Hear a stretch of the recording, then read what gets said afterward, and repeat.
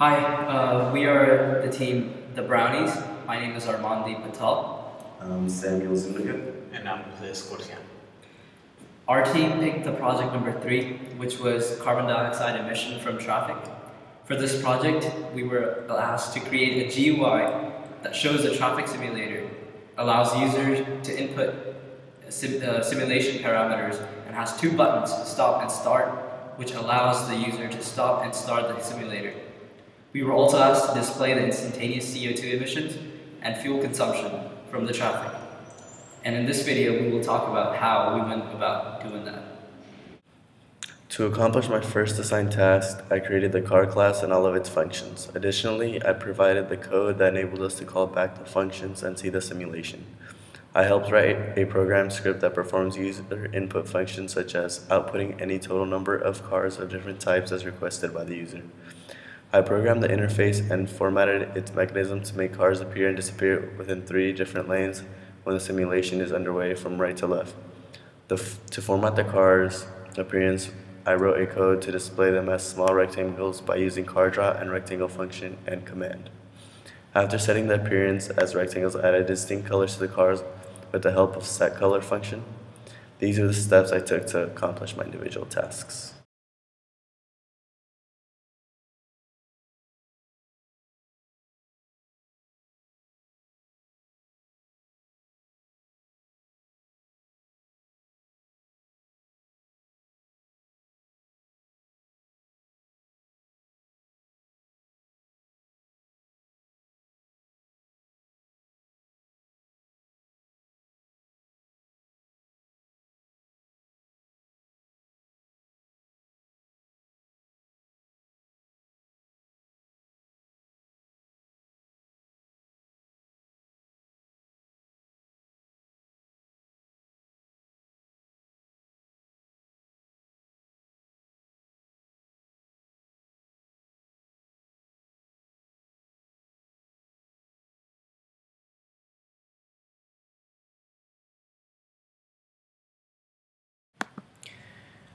My first individual task, as allocated by my group members to one another, was to write a code that enables a program to output the total number of cars for each vehicle type and set the length of the simulation. To allow the user to be able to input the total number of each type of car, I helped format the GUI interface using string to number function, which allows it to convert the string to a number, which in this case in turn resulted in the specific number of cars of each type as requested by the user.